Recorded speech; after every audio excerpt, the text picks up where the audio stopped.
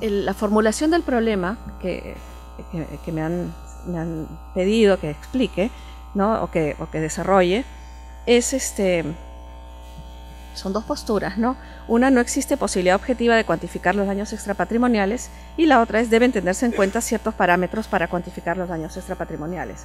Evidentemente, por lo que se estaba conversando hasta ahora, ya les voy adelantando que me decanto por la segunda postura, ¿no? Deben tenerse en cuenta ciertos parámetros, porque si no hubiera posibilidad, ¿no? de cuantificarlo, entonces, ¿de qué estamos hablando? Llegaríamos a la arbitrariedad y quién sabe incluso a la decisión de que mejor no se indemnicen estos daños, ¿no? Si es posible establecer parámetros que tengan en cuenta determinados parámetros como la equidad.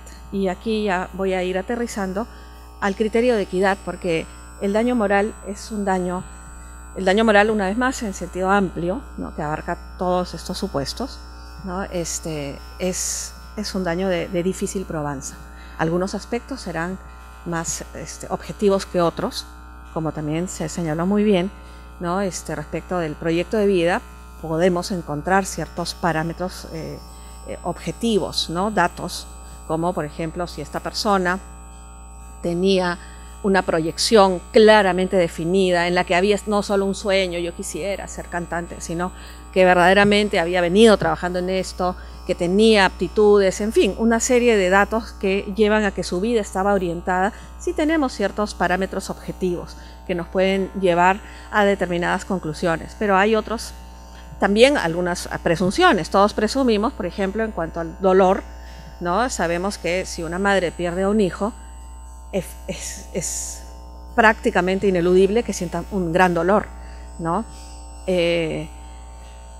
Lo contrario sería simplemente una absoluta excepción a la regla, el caso de los padres desnaturalizados, pero eso es una excepción, pues eso es una patología, ¿no? Que no se puede considerar como una regla, ¿no? Entonces, y también al revés, ¿no? Si un hijo pierde a su madre, debe también, ¿no? Partirse de la presunción de que sufre. Habrá que ver de todas maneras, ¿no? Datos, ¿no? Que nos lleven a ver esto, ¿no? A corroborar, aunque sea mínimamente, indiciariamente, esto. Y esto se los digo, se los voy adelantando a raíz de un caso que les voy a mencionar dentro de un momento, sobre justamente cómo se establecieron los parámetros para evaluar un daño de este tipo, ¿no? Bueno, el criterio de equidad es un criterio muy importante. Con esto quiero empezar mencionando una cita de Confucio, ¿no? que decía: saber lo que es equitativo y no hacerlo, he ahí la cobardía, ¿no? Entonces hay que tomar las astas, ¿no? de lo que significa la equidad y hacer el trabajo de no solo comprender el concepto, sino también aplicarlo a los casos concretos. La importancia de la responsabilidad civil, ¿no? Gravita más en la indemnización de la víctima que en la determinación de la responsabilidad. Obviamente, la primera no va a existir, ¿no? Si no se establece la segunda, pero sin la debida reparación o resarcimiento de los daños sufridos, deja de tener sentido siquiera plantear este problema, ¿no? Aquí la efectividad, como les dije hace un momento, juega un rol estelar. El establecimiento de la cuantía, ¿no? adecuada en la indemnización es un aspecto fundamental en el sistema de responsabilidad civil, ¿no? No en vano se coincide en que la función básica de la responsabilidad es resarcitoria, ¿no? Centrándose en el afectado o en la víctima y procurando, aunque esto pueda constituir una ficción, que mediante la indemnización se le coloque en igual o similar situación que la que tendría si el daño no se hubiese producido. Nosotros sabemos que la responsabilidad civil ha sido objeto de una gran evolución. La víctima ahora es el centro, es el eje, está bajo reflectores, podríamos decir que es la estrella, ¿no? La víctima antes le era muy difícil ser el centro, ¿no? Y a lo largo del tiempo se fueron desarrollando normas que la iban acercando a su posibilidad de resarcimiento, ¿no? Mediante, por ejemplo, ¿no? La inversión de la carga de la prueba, ¿no? La presunción del dolo o culpa, digamos, en la responsabilidad extracontractual, luego la responsabilidad objetiva, ¿no? Si es que se actúa mediante algún bien riesgoso o peligroso, o se realiza una actividad riesgosa o peligrosa, entonces ya no se requiere de este elemento subjetivo, este factor de atribución subjetivo. Y así son una serie de, y luego hemos terminado inclusive, ¿no?, con el sistema de seguros, que fue pues una proyección que tuvo el doctor Fernando Traseñiz, que él fue miembro de la comisión reformadora del Código Civil en lo que es responsabilidad extracontractual, y él incluyó el sistema de seguros. Estamos hablando de los años, inicios de los 80, ¿no? ¿Por qué? Porque consideraba, ¿no?, se vio también que en muchos supuestos el elemento riesgoso ya no es que lo introducimos cada uno en forma individual, sino que es la sociedad la que permite, ¿no?, la que dispone inclusive. Y por ejemplo, en el caso de los vehículos, ¿no?, no podemos concebir esta sociedad sin vehículos, ¿no? Trasladarnos va a requerir de vehículos. Yo ahora me he venido desde Surco, ¿no? Si me hubiera venido a pie, ¿no?, o de otra manera, pues la verdad es que hubiera tenido que salir ayer probablemente, ¿no? Ya no se puede en la sociedad que tenemos, y entonces ya la sociedad admite estos daños, y por eso sabemos que al año van a producirse una serie de accidentes como consecuencia de esto, y entonces es así que toda la sociedad debe responder también, ¿no? Entonces es un régimen de solidaridad que un poco nos recuerda al régimen pensionario, ¿no?, público, que a través del SOAT, por ejemplo, ¿no? Y entonces todos los que conducimos o los que tenemos algún vehículo aportamos, causemos o no un accidente. Puede ser que seamos muy prudentes y podemos tener automóvil 30 años y todos los años hemos aportado y nunca lo hemos usado. No hemos chocado ni nos han chocado. Es posible, pero toda esta bolsa grande va para las víctimas de los accidentes de otros. Entonces todos estamos respondiendo por eso, porque asumimos una responsabilidad como sociedad. Y entonces el ámbito de la responsabilidad civil va creciendo, y con también una serie de otras normas, por ejemplo en el ámbito de la responsabilidad extracontractual, que rompen criterios y parámetros que teníamos marcados, ¿no? Como por ejemplo, sabemos que una persona que es considerada incapaz, ¿no?, un menor de edad, por ejemplo, o un mayor de edad, que tiene, bueno, ahora se están modificando estas normativas acerca de los curadores, pero tomemos todavía como base el criterio tradicional, que tiene un representante legal, ¿no? El incapaz no responde, ¿no? Evidentemente, justamente por eso tiene esa calidad, ¿no? Y sin embargo, en responsabilidad extracontractual, considerando el interés también de la víctima, tenemos una norma específica que establece que si el representante legal, que es el que responde por los daños que causa el incapaz, si el representante legal no tiene los medios para cubrir, ¿no?, la indemnización que le correspondería a la víctima, habrá que hacer un análisis, ¿no?, una revisión de la capacidad económica que puede tener el incapaz.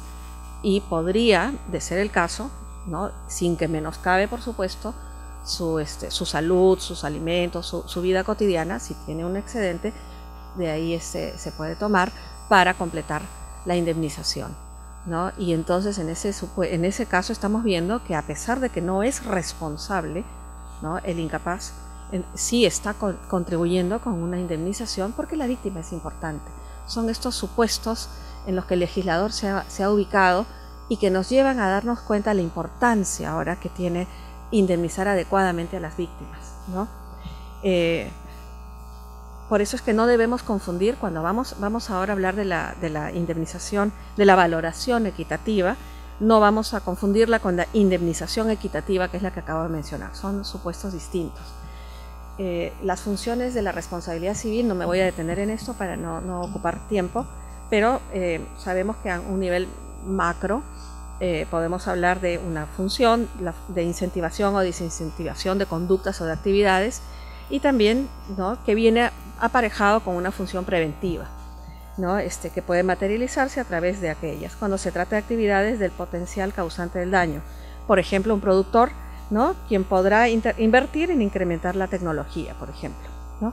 Entonces, esto nos lleva a que, si tenemos un sistema de responsabilidad civil que es adecuado y que funciona bien, entonces sí, vamos a conseguir que se irradie hacia conductas de prevención.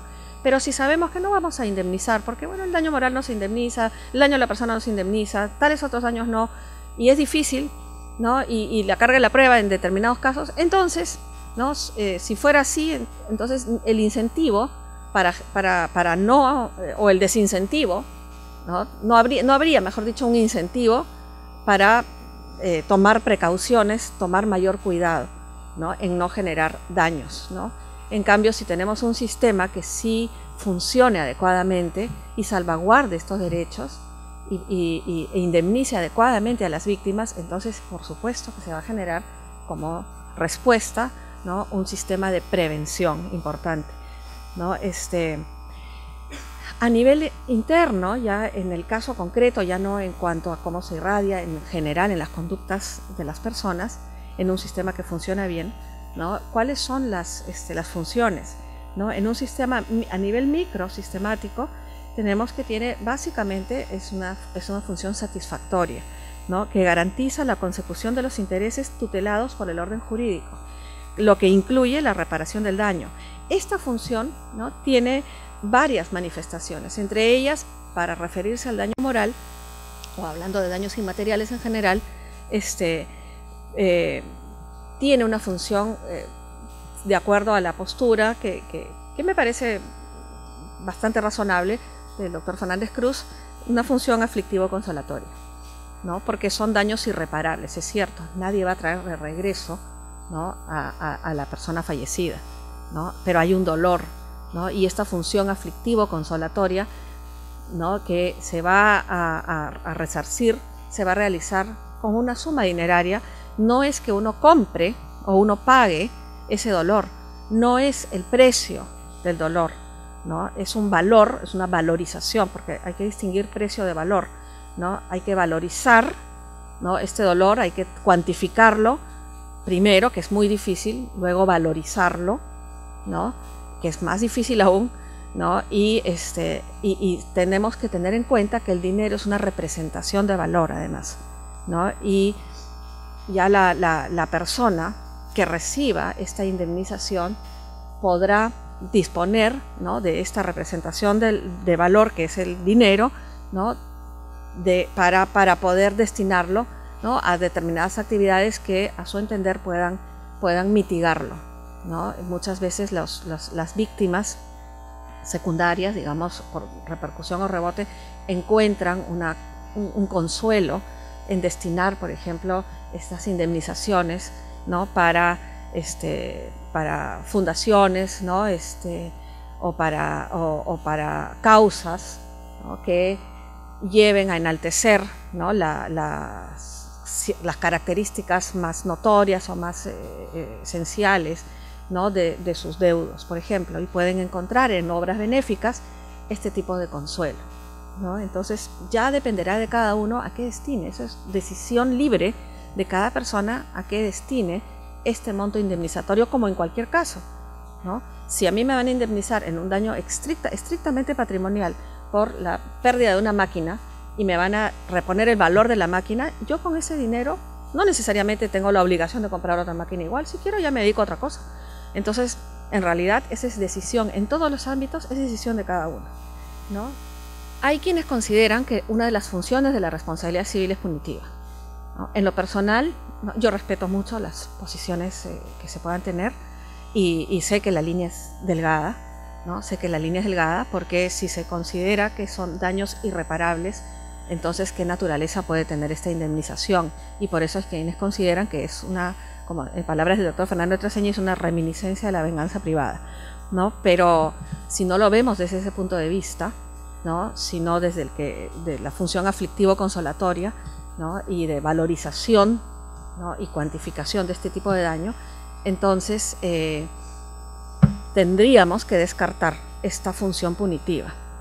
En lo personal considero que si se hace una valorización lo más cercanamente posible con estos criterios de ponderación, ¿no? Y se llega, digamos, a establecer un quantum, que sé que es muy difícil, pero imaginemos que establecemos el quantum en 10.000, por ejemplo, pero consideramos, la verdad es que además creo que hay que darle una lección a esta persona que ha causado este daño, porque lo ha hecho con dolo, ¿no? O lo ha hecho con mucha mala fe, entonces, o una negligencia ya que ya linda, pues, ¿no? con lo criminal. Entonces no le doy solo 10, sino le doy 20, ¿no? De indemnización. O sea, 10.000 serían para castigar, ¿no? Entonces, esa decisión, en primer lugar, no la puede tomar un juez, porque el juez solo tiene que indemnizar, tiene que proveer, ¿no? Tiene que analizar y cuantificar, y esa es su tarea. No tiene competencia para sancionar, el juez civil, ¿no? La competencia para sancionar la encontramos en el ámbito penal, en el ámbito administrativo, a través de las multas, pero no en el ámbito de la responsabilidad civil, ¿no? En primer lugar. En segundo lugar, esas 10.000 adicionales, si van a la víctima, suponiendo, ¿no? que con 10.000 ya estaba indemnizado este daño, esos 10.000 adicionales, ¿qué causa tienen? ¿No? Sería como un enriquecimiento sin causa, porque esos 10.000 adicionales no le deberían corresponder, porque su única función habría sido castigar a la otra parte, como darle la multa, entregársela a la parte, ¿no? Eso no cabe, ¿no? Yo creo que debemos hacer el esfuerzo por cuantificar lo mejor posible los daños y entregar y disponer, mejor dicho, de ello, ¿no? Sin considerar elementos adicionales que distorsionen lo que es una indemnización, ¿no? Una reparación civil. Eso no significa que nunca dejemos de tomar en cuenta determinadas conductas, porque recuerdo una conversación que tuve con el profesor argentino Alejandro Borda sobre este tema hace muchos años, y él me decía, pero imagínate si en un accidente, por accidente, ¿no? Un poco culposo, pero no malintencionado, ¿no? Por parte de una persona, la otra persona pierde un dedo, y se le indemnizaría por la pérdida del dedo, se le indemnizaría en una suma X. ¿Qué pasaría si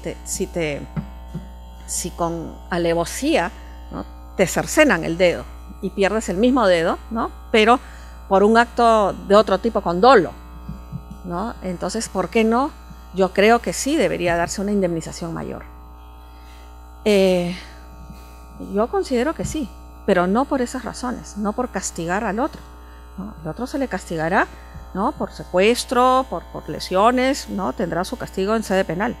Pero en el ámbito civil, evidentemente, si a mí alguien me toma el dedo y si me coge con violencia, me cercena el dedo, yo no solamente voy a sufrir por la pérdida del dedo, ¿no? El dolor físico, el dolor, la angustia, dependiendo si soy pianista, de lo que sea, mi proyección de vida, mi proyecto de vida, en fin, todos esos daños propios de la pérdida del dedo, sino además el horror que he sentido, ¿no? por el hecho de que alguien me ha cortado el dedo de esa manera.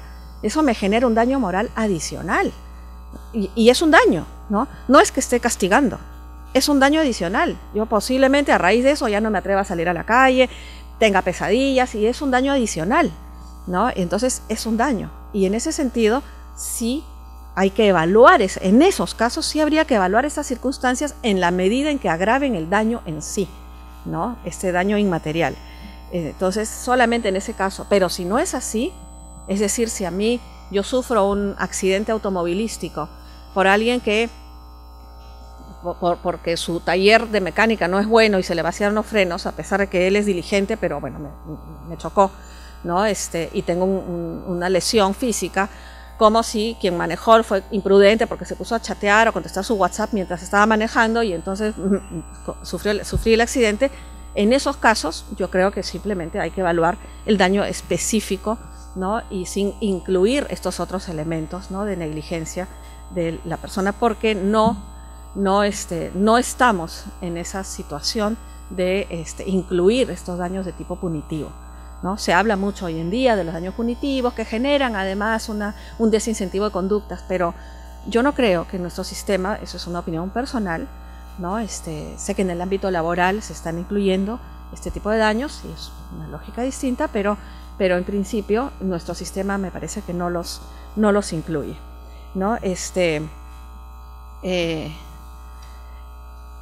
solo para ya cerrar esto y ya ingresar a la valorización equitativa, ¿no? Quiero citar unas frases de los hermanos Masó que me parecen muy interesantes sobre esto. Los Masó admiten que los daños inmateriales, estrictamente, no son reparables en términos pecuniarios, pero como en realidad la reparación no significa borrar el perjuicio, la plantean en términos de satisfacción. Borrar un perjuicio material suele ser tan imposible como borrar un perjuicio moral, ¿no? Es decir, fíjense que equiparan los perjuicios. Si ya me rompieron el carro, no, ya está roto, ¿no? Así es como ellos razonan. Se devolverá a un ciego su capacidad de trabajo, se reconstituirá un cuadro que se ha quemado. Reparar es colocar a la víctima en condiciones de procurarse un equivalente, ¿no? Ahora bien, esa noción de equivalente debe entenderse con amplitud. El dinero permite procurar algunas satisfacciones de toda naturaleza, tanto materiales como intelectuales e incluso morales. A la víctima que recibe una suma de dinero le incumbe hacer de ella el empleo que le convenga. Es suficiente con que pueda obtener de aquella las satisfacciones de orden moral para admitir que existe, en el sentido exacto de la palabra, una reparación del perjuicio moral. Y con eso ya cierro este tema y entro a la valorización equitativa. Si la función básica de la responsabilidad civil radica en el resarcimiento, es crucial cuantificar adecuadamente los daños. Este aspecto solo entra a tallar en la etapa final, ¿no? Es la recta final del proceso indemnizatorio, es decir, los elementos de la responsabilidad civil y la existencia del daño, y luego procedemos a su cuantificación. Aquí coincido plenamente con lo que manifestó hace un momento el doctor Carlos Calderón, ¿no? Muchas veces las partes, cuando plantean sus demandas, dicen, bueno, hacen un grueso genérico, ¿no? Tanto de lo material como de lo inmaterial. Ahora nos vamos a centrar en lo inmaterial. Y dicen, bueno, y por daño moral, la suma de tanto, ¿no? Y no explican.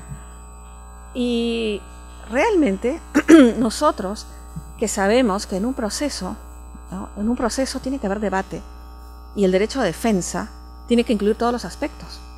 No solamente la existencia de los elementos esenciales de la responsabilidad civil, sino también la cuantificación, que es parte de todo el debate.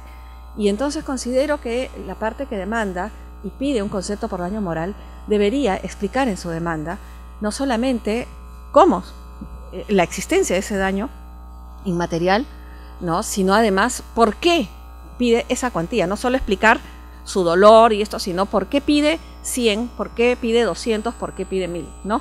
Debería explicar por qué, cuáles son los parámetros propios, ¿no? que ha considerado para incluirlos en la medida de lo posible. O sea que es difícil, pero en la medida de lo posible, ¿no? Para que la otra parte pueda también tener su propia argumentación al respecto, ¿no? Considero también que en una audiencia de pruebas debería debatirse, ¿no? No solamente lo relativo a la existencia o no del daño, sino también a por qué se han empleado estos criterios de cuantificación. Y ya finalmente el juez, cuando sentencie, cuando decida, ¿no? Y si decide amparar esa demanda, podrá utilizar los argumentos, ¿no? Poner en contraste no solo los argumentos de las partes, sino también su propia valoración equitativa, tal y como la normativa le permite, ¿no? Pero no dejarlo tan suelto, porque si la parte dice quiero 1 millón por daño moral, porque esto me ha afectado muchísimo, y la otra parte nunca defiende esos parámetros, mejor dicho, no hay parámetros, ¿no? Dice, bueno, no ha dicho ni por qué, y no dice más. Y entonces llegamos al momento de la sentencia, y ahí recién el juez va a construir su edificio de valoración equitativa, y las partes nunca han podido debatir sobre ese aspecto, ¿no? No ha habido debate sobre eso. Y entonces el juez les va a dar la sorpresa con la sentencia, ¿no? Del edificio que construyó, porque la valoración equitativa es un edificio que uno mismo construye, ¿no? En base a los parámetros que uno utiliza, pero que deberían ser también, al menos en parte, ¿no? Aportados por las partes, ¿no? Porque recién la parte que pierde se va a enterar, ¿no? De esos parámetros con la sentencia, ¿no? Y solo ya podrá seguirlos discutiendo en apelación, ¿no? Como también la parte demandante dirá, pero no ha tomado en cuenta algunos aspectos que, bueno, que tampoco dijo, ¿no? Y por eso es que yo sí creo que es importante. Por ejemplo, en el arbitraje, donde hay flexibilidad de reglas, ¿no? Muchas veces en las reglas iniciales, cuando hay indemnizaciones que incluyen este tipo de daños complicados, como los daños morales, o como también dijo el doctor Carlos Calderón, sobre los daños, por ejemplo, por pérdida de chance, que son daños de materiales, pero que son también de difícil cuantificación, no solo probanza, sino cuantificación. Entonces, lo que se hace es se establece como regla procedimental que se emitirán laudos parciales. Entonces, un primer laudo se emitirá respecto hasta la responsabilidad. ¿Hay o no hay responsabilidad? ¿Hay o no hay daño? Y ya luego se sigue con el debate, ya en audiencias, solamente para debatir respecto a la cuantificación, ¿no? Y ahí se traerán peritos y bueno, en fin. Y claro, el arbitraje tiene más esas posibilidades, ese oxígeno que yo sé perfectamente que no se tiene en el Poder Judicial por la carga procesal. No, uno puede darse el lujo de hacer un montón de audiencias que duren días enteros en cada caso. Eso es claro, pero al menos con las restricciones o limitaciones que se tienen, aunque sea incorporar ese debate en algún momento de la audiencia, ¿no? Darle un espacio a esto, ¿no? Y también educar a los abogados para que también lo incluyan en sus escritos postulatorios, ¿no? Y ya luego de eso se emite, volviendo a hablar del arbitraje, el laudo final con la valorización correspondiente. Eso se da en algunos casos, ¿no? Cuando deciden hacerlo así. Pero entonces eso es importante, ¿no? Y no suplir tampoco a las partes al 100%, ¿no? Definitivamente las partes tienen que aportar los medios de prueba. El artículo 1331 del Código Civil efectivamente establece la prueba de los daños y perjuicios y de su cuantía corresponde al perjudicado por la inejecución de la obligación o por su cumplimiento parcial, tardío o defectuoso. Entonces sí, la prueba de los daños, o sea, la existencia del daño y además su cuantificación, en principio sí, pues corresponde al perjudicado para poder establecer esa dialéctica con la otra parte. Pero el artículo 1332 ya entra, ¿no?, para establecer el criterio de equidad. Y dice, si el resarcimiento del daño no pudiera ser probado en su monto, es decir, la parte cuantitativa, no la existencia del daño, ¿no?, en su monto preciso, deberá fijarlo el juez con valoración equitativa. Y aquí ya entramos a apreciar qué significa este criterio de equidad, ¿no? Nosotros solemos ver, ¿no?, sentencias muchas veces en sede penal, ¿no?, donde no se ha reservado para el área, para un proceso civil, lo correspondiente a la indemnización, que cuando hay este tipo de daños, bueno, el artículo 1332 me permite hacer una valoración equitativa y entonces, aplicando este criterio, este magistrado lo fija en la suma de tal. No me dijo por qué. ¿Dónde está la equidad ahí? ¿No? ¿Cuál es la valoración? ¿Cuál fue el desarrollo? ¿Qué construcción ha habido? ¿Qué parámetros usó? No sabemos. Entonces, eso no corresponde al 1332. El 1332 no dice el juez podrá decir lo que le parezca o lo que su corazón le diga. No dice eso el artículo. El artículo habla de una valoración equitativa, ¿no? Si queremos saber qué cosa es la equidad, ¿no?, empecemos simplemente por Aristóteles. En su Ética Nicómaco decía, lo equitativo y lo justo son una misma cosa. Y siendo buenos ambos, la única diferencia que hay entre ellos es que lo equitativo es mejor aún.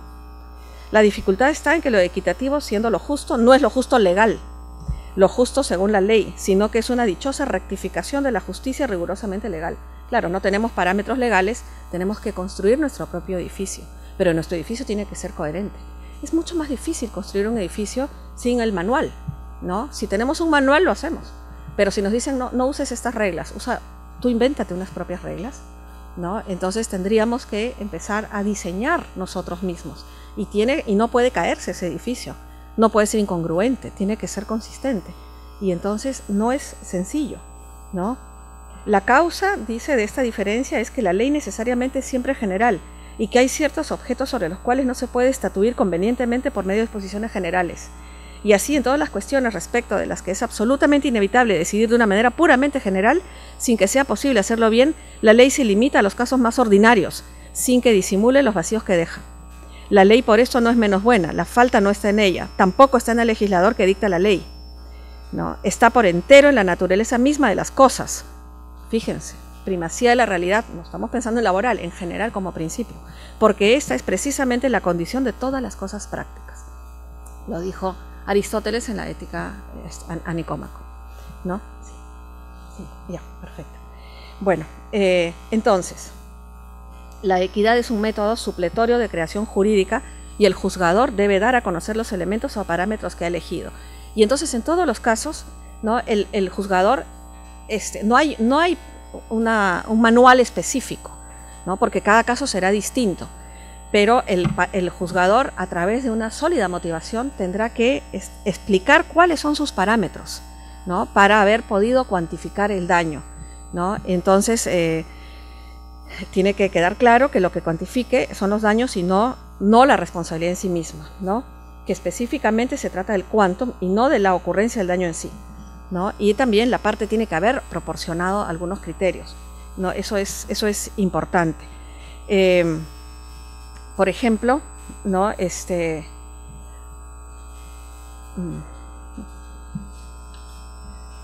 Sí.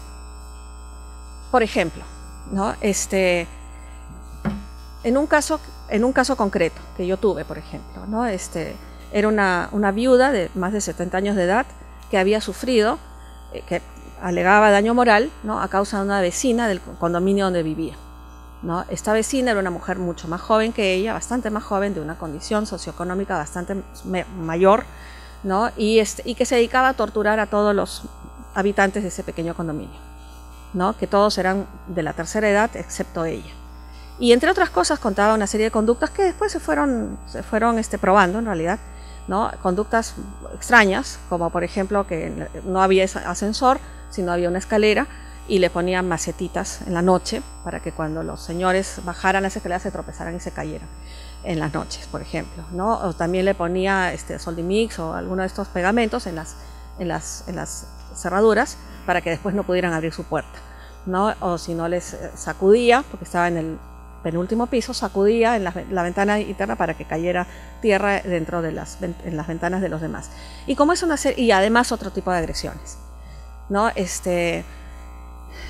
El caso concreto fue de una supuesta humedad, ¿no? La señora demandante vivía en el último piso y justo debajo de ella estaba la demandada, ¿no? Y la demandada le había exigido que arregle las tuberías porque se mojaba su techo, ¿no? Entonces la señora tuvo que romper, y le exigió.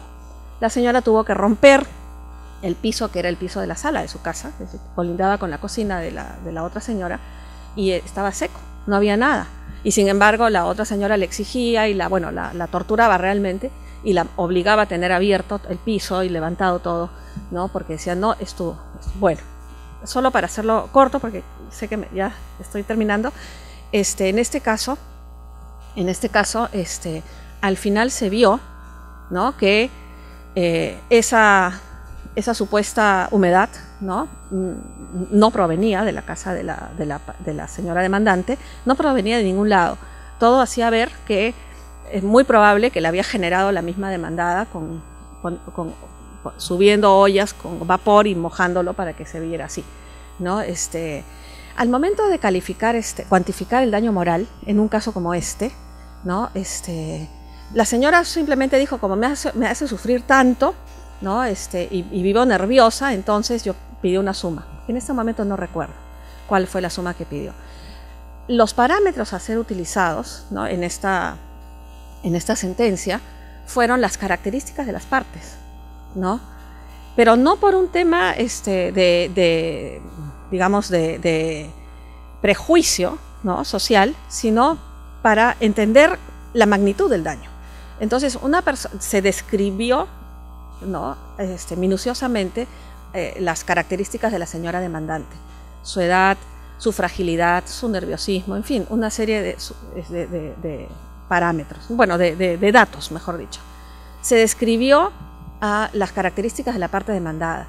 Esto me generó finalmente que en la apelación se dijera que yo la había discriminado, ¿no? Porque diciendo que primera vez en mi vida, dice que a mí se me sanciona, ella considera que era una sanción por pertenecer a una clase social alta. Y esto no era así lo más mínimo. La descripción de ella era simplemente para contrastar. No es lo mismo que a mí me haga bullying, digamos, alguien igual a mí, ¿no? En términos físicos y en todo sentido, que me haga bullying alguien mucho más grande, que me inspira más miedo, ¿no? y que ostenta mucho más poder que yo y me hace imponer psicológicamente el poder que tiene, ¿no? Que es mayor al mío, ¿no? Entonces, esos parámetros son los que se trabajaron en esa sentencia. No fue simplemente por decir, bueno, como tienes más plata, tienes que pagar más. Eso en lo más mínimo puede ser un criterio, ¿no? En lo más mínimo. Nosotros tenemos que siempre ser ponderados, ¿no? Y nunca discriminar en un sentido ni en el otro, jamás, ¿no? Entonces se tomaron en cuenta esas circunstancias, el tiempo que duró esta afectación, ¿no? La impotencia de esta señora. Habían habido una serie de otras denuncias a nivel municipal y de juzgado de paz letrado que habían decaído, que evidenciaban que la señora demandante había luchado, era la única además del condominio que se atrevía, a pesar de que tenía muchos nervios, se atrevía a enfrentar porque estaba cansada de tanto abuso, ¿no? Entonces se tomaron en cuenta todos esos factores y finalmente se estableció que su daño moral sí correspondía ser elevado, porque si alguien me molesta dentro de mi edificio, es normal que alguien, ¿no?, sea un vecino medio indeseable y no por eso mi personalidad se va a ver afectada o yo voy a sufrir demasiado, ¿no? Pero por eso es que hay que ver, ¿no?, cada caso concreto y describirlo para saber si se justifica o no esa cuantificación. Entonces, esos parámetros son bien importantes. Por ejemplo, un minutito y acabo, por ejemplo, rápidamente, a mí me parece en lo personal que, por ejemplo, cuando la ONP no paga las pensiones y tiene a los pobres jubilados, los tiene casi al borde ya de la muerte y no les entrega la pensión que les corresponde por la que trabajaron toda su vida, eso genera no solamente la pérdida patrimonial, no es solamente, por eso es que el daño moral no solamente proviene de una ficción en abstracto, ¿no?, sino proviene justamente de un incumplimiento que es valorizado económicamente, ¿no?, que es mi pensión. Pero ¿qué significa esa pensión? Esa pensión significa mi sobrevivencia, ¿no?, significa mi dignidad, porque esos señores tienen que ir y vivir de la caridad de los hijos, cuando ellos deberían tener su mínima dignidad para poder vivir con su propio dinero. Saben que no van a poder conseguir un trabajo después, ¿no? Es muy difícil, ¿no?, a esas alturas de la vida, ¿no? Además, tomar en cuenta que mis primeros 10 años, digamos, o si una persona tiene 40 años de edad, por ejemplo, 5 años son importantes, ¿no?, pero representan un porcentaje de su proyección general de vida, ¿no? Si se proyecta que va a vivir hasta los 80, bueno, es un porcentaje de esos 80, pero si la persona tiene 75 y se proyecta que va a vivir hasta los 80, cada año pues es un porcentaje enorme de lo que le queda de vida. Y entonces hay que tomar eso en cuenta también, ¿no? Y ya el último ejemplo, pero este sí es chiquito, el último ejemplo, bueno, tengo muchos más, pero este es que me parece muy importante, que es el de una señora falleció en un accidente automovilístico, ¿no? Y la atropelló un chico cuyo vehículo pertenecía a su esposa como bien propio.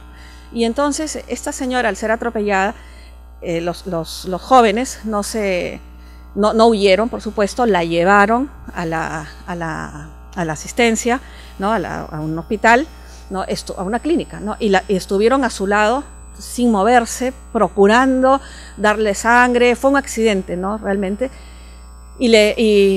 Si se requería algo que no había en el nosocomio, ellos corrían a traerlo, en fin, ¿no? Y así estuvieron los 5 días hasta que esta señora falleció, ¿no? El hijo de la señora fue una vez a verla, la señora estaba en estado crítico, fue una vez a verla y vio y se retiró, ¿no? Y después, cuando ya falleció, volvió a aparecer y ellos le dijeron: nosotros queremos pagar el sepelio, queremos pagar todos los gastos. Y entonces el hijo le dijo: no es necesario porque hay un seguro. Ah, bueno, pero deme 500 soles por lo menos. Bueno, y le dieron 500 soles.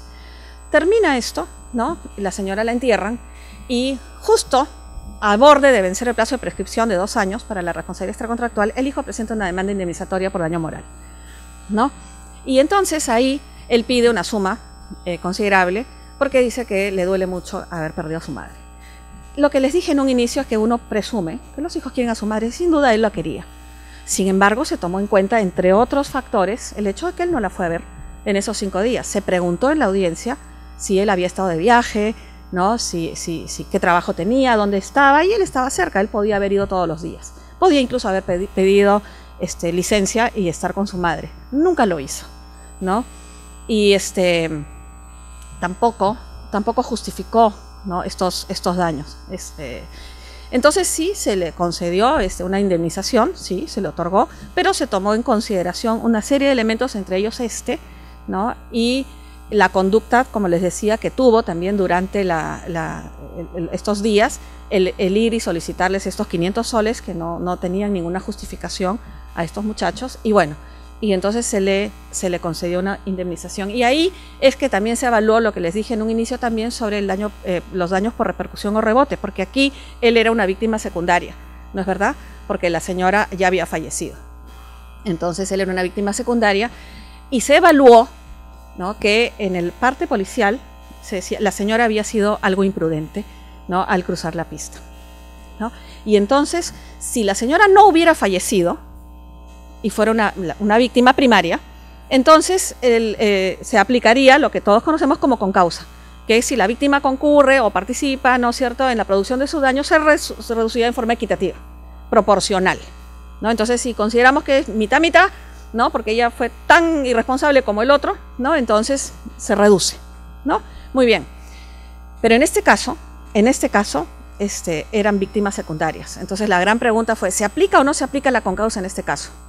Al final decidí aplicarla. Y ya después de haber emitido esta sentencia, fue que encontré literatura jurídica, ¿no?, acerca de que esto se llama los daños por repercusión o rebote, y que en muchos países, en Europa sobre todo, y también en Chile acá, se aplica justamente esta reducción proporcional para víctimas secundarias. Bueno, el tiempo ya venció. Les agradezco muchísimo. Gracias.